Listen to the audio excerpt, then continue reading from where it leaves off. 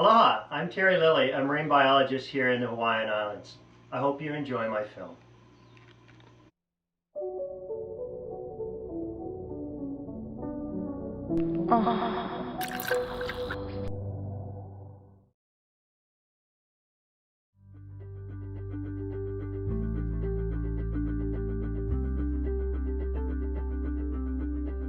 We started our Palau dive adventure with a bumpy airplane ride over hundreds of limestone rock islands that are one of the Earth's most beautiful creations. The surf carved the limestone into mushroom-shaped islands that are now covered in a carpet of green. We left the island of Koror and flew over the famous rock islands where the unique Jellyfish Lake is located. Then we flew out to the outer islands where most of the dive sites are found. Then on the way back, we swung out over the 70 islands that were established as a Palau Islands Conservation Area way back in 1956 and as a UNESCO World National Heritage Site. These remote islands in the conservation areas have very few human visitors and are basically baby farms that keep all of Palau rich in marine life. The government of Palau only allows a certain amount of visitors to dive and fish in their waters every year, and the marine protected sites produce so many baby fish that migrate into the established dive sites that us divers and marine biologists get to experience one of the most biologically diverse marine habitats on Earth.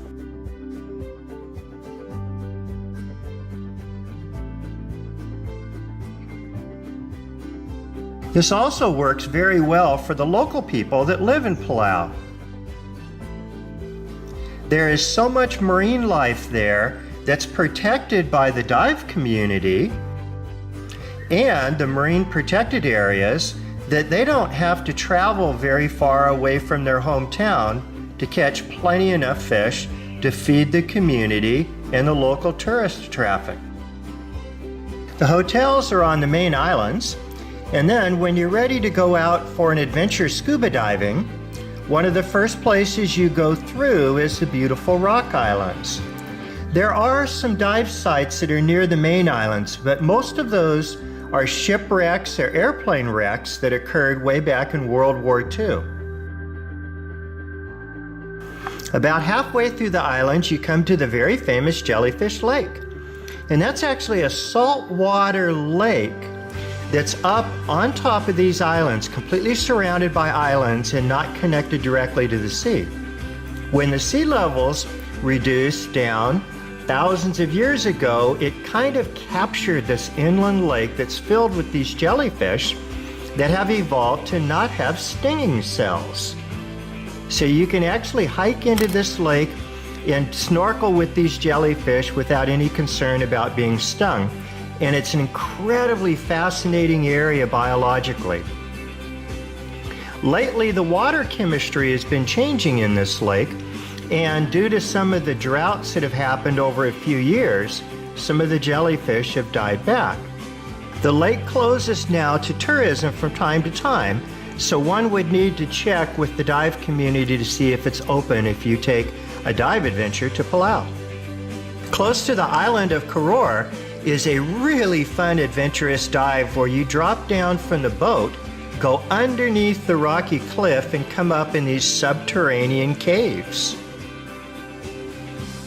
There's about 6 of these caves that have fresh air inside the caves, so you can actually dive through the caves where these limestone stalactites are hanging down from the ceiling and come up and take your regulator out and breathe the fresh air.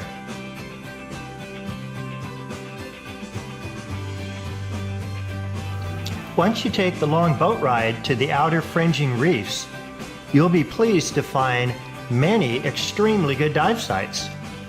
My favorites are the Blue Corner, Big Drop-Off, Turtle Wall, German Channel, and many others. What makes these outer reefs so special is they go from very deep water to a shallow water plateau, which causes a lot of upwelling. This brings nutrient-rich water down from the deep right into the shallow water and supplies the fish with a lot of food. There's just an amazing amount of biodiversity of marine life here and over 300 species of coral. These giant schools of snappers and jacks congregate around these deep water cliffs. When the tide changes, it's really an amazing sight to see, especially at the blue corner here. The fish come right into the top of the reef in these huge schools, and then they intermix with all of the small creatures and small fish that live in the same area. This is the only place I've ever dove at where you can see a big-eyed tuna going by, a school of jacks, a huge school of surgeonfish, and then masked angelfish all in the same place with beautiful anemone fish swimming by. These six-banded angelfish are feeding in the caves along the steep wall. And then there's also all kinds of beautiful parrotfish, including this beautiful red parrotfish. These fish feed on the abundant corals.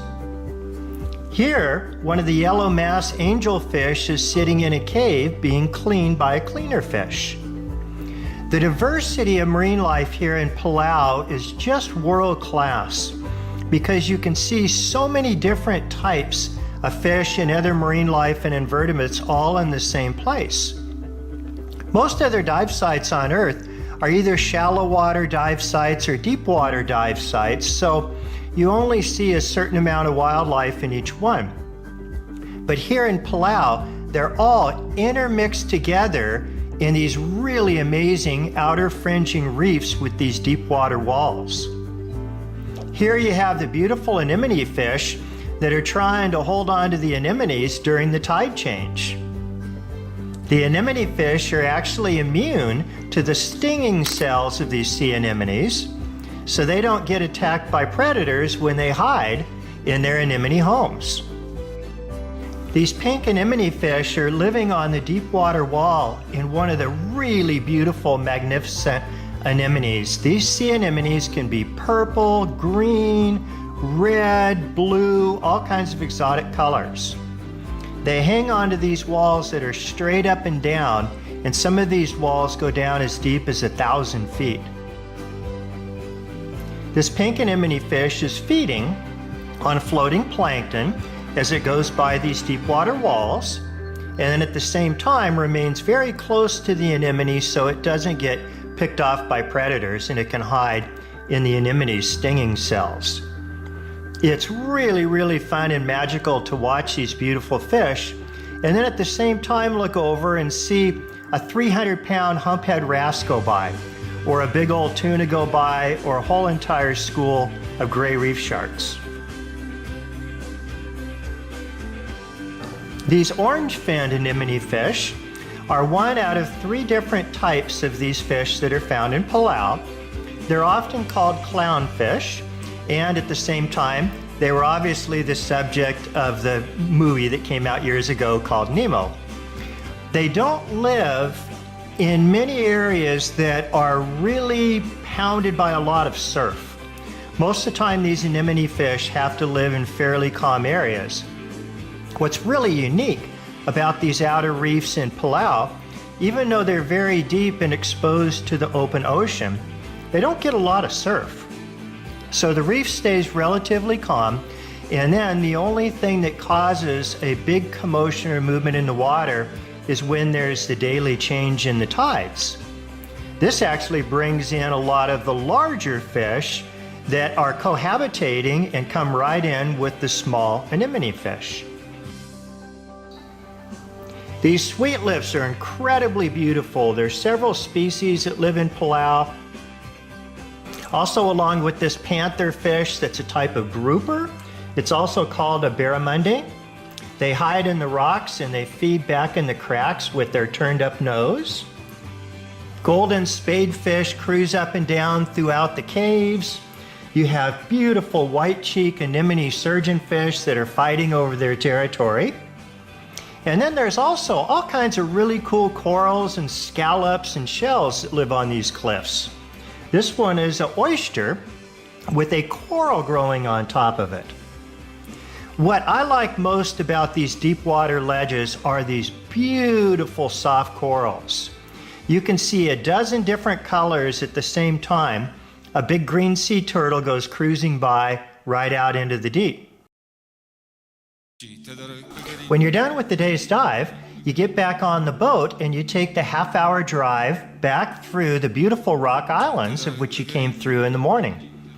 It's actually quite a long ways, but the bottom line is it's really one of the most beautiful boat rides I've ever taken in my entire lifetime. So for me, I never got tired of the daily trip back and forth through these beautiful islands. On the way back, you get to see all kinds of really stunning rock limestone islands that are all cut away underneath, and the drivers often will take you back through different parts of the islands that you didn't get to see on the way out to the dives. The next day we went back out to the outer reefs and got to dive with a whole school of gray reef sharks.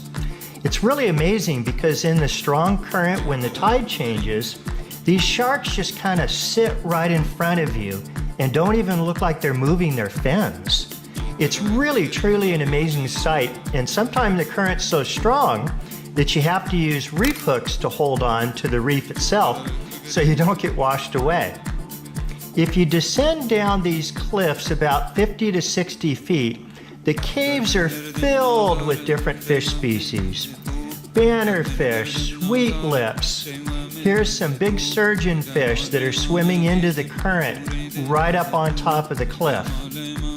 Moorish idols that are all swimming around in big schools with blue-striped snappers. And then at the same time, you have parrotfish and little damselfish swimming around in the same area where a big tuna may be going by. Here's a beautiful bicolored parrotfish swimming right next to a clownfish.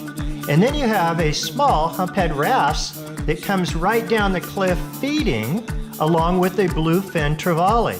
Once again, the amount and diversity of marine life here is exquisite. As the time changes, you can see over the blue corner wall, you have to hold on to the reef or use a reef hook so you don't get washed away. This is a beautiful yellow-edged lyre-tail grouper that's swimming along the top of the reef, right by all these beautiful sea fans and gorgonians. Then a huge marbled grouper comes by, and these big fish are swimming right over the top and right with these beautiful anemone fish that are only 3 to 4 inches long. They're all having to deal with the current. There's schools of snappers there, pyramid butterfly fish, all kinds of beautiful angelfish, all swimming in the same place at the same time, right up on top of these deep water plateaus. At the same time, you have white-tip reef sharks, humphead wrasse. This one got its tail fin bit off. But the amount of sea life in this one area is absolutely exquisite. And then out of nowhere comes this gigantic humphead wrasse that we got to take pictures of, and this big old 4-foot-long coral grouper. Puffer fish are swimming all over the place, pyramid butterfly fish, and sweet lips. It's really quite an amazing place to do a scuba dive, and at the end of the day, after diving here in Palau, you really kind of talk to your friends and partner and say, did we really see all of that stuff at the same time? It is really an amazing place to go scuba diving.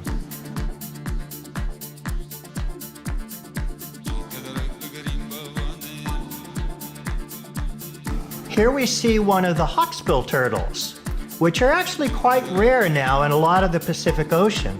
These turtles feed on sponges, crinoids, hydroids, all kinds of these invertebrates that live in the cracks and caves on the reef. Also growing on these ledges are beautiful leather corals, soft corals of many different colors, sea whips and sea fans.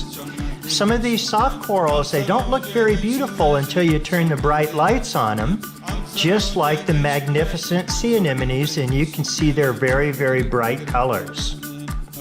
Down deep on these water ledges, it looks like it's dark and nighttime all the time, but that's just because you're looking over the ledge down into the very, very deep black water.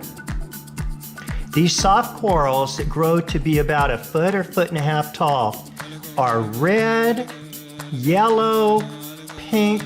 They come in a whole myriad of colors, and you really can't tell what color they are until you turn on the bright video lights in order to be able to see them well. Here's a big, beautiful pink one that's growing off the ledge. In some of these deep water ledges, there'll be thousands of these soft corals. Sea fans that have these crinoids, which is an animal, looks like a plant, but it's an animal. It's called a feather star or a crinoid, are growing right next to the anemones with the beautiful anemone fish. This soft coral here is orange and red and yellow, and these are soft corals. They're actually a type of coral. The colorful part of the coral is the coral polyps. They just don't have a hard outer calcium carbonate coating. Beautiful sponges are growing on these cliffs, gorgonians, all kinds of different marine life. Taking the boat ride to the outer reefs in Palau, you go through the beautiful German Channel, which was actually carved in World War II right through the reef. You go by these beautiful secluded beaches, and by the way, no one lives on these outer islands. They're very, very remote. They're a marine protected area, but you can stop off on some of the beaches and have lunch and enjoy the incredible scenery. Once again, back out to the Blue Corner, which turned out to really be kind of our favorite dive because of the amount of marine life that we got to see there every time we were there. If you go to some of these outer reefs when it's high tide or low tide, then you'll see certain types of marine life cruising by and big pelagic fish. But if you go there during the tide change is when a lot of the big schools of fish come in to feed.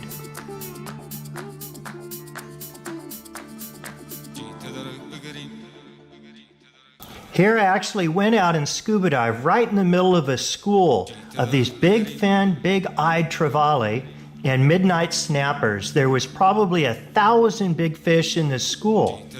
They actually swim in a circle right when the tide is changing, right in front of where you're diving at.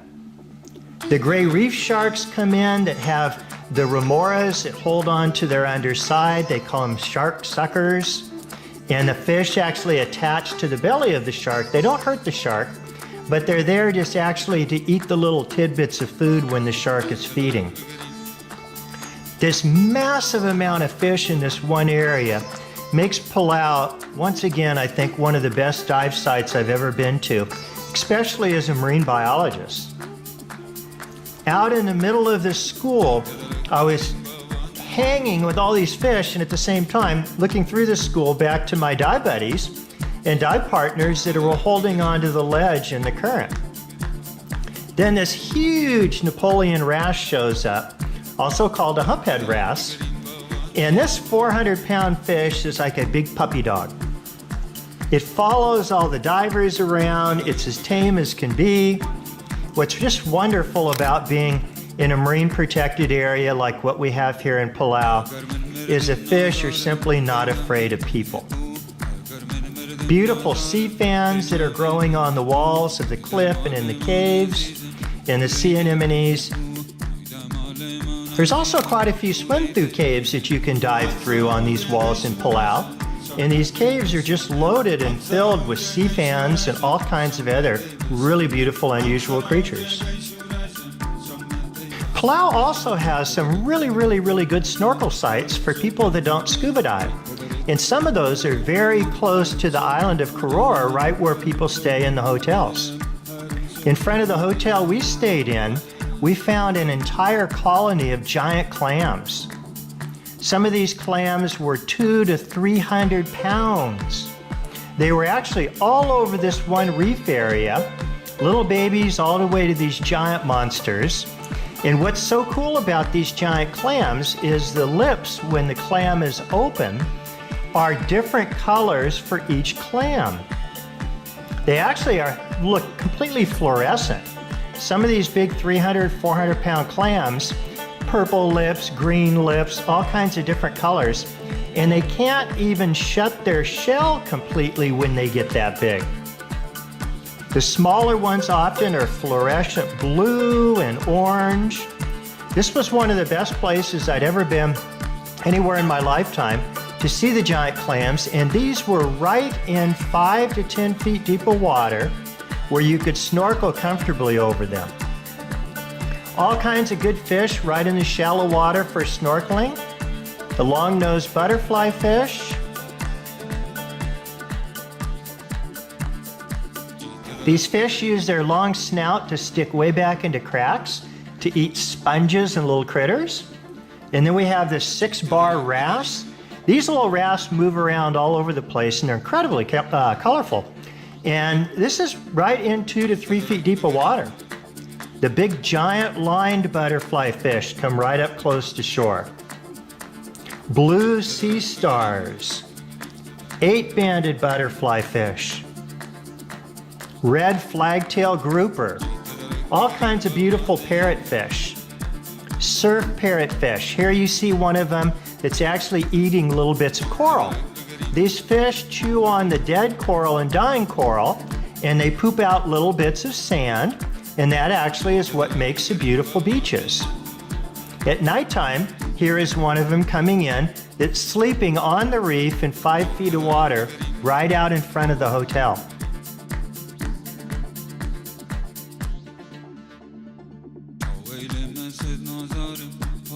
There's several different species of bannerfish that live right in the shallow water there for snorkeling.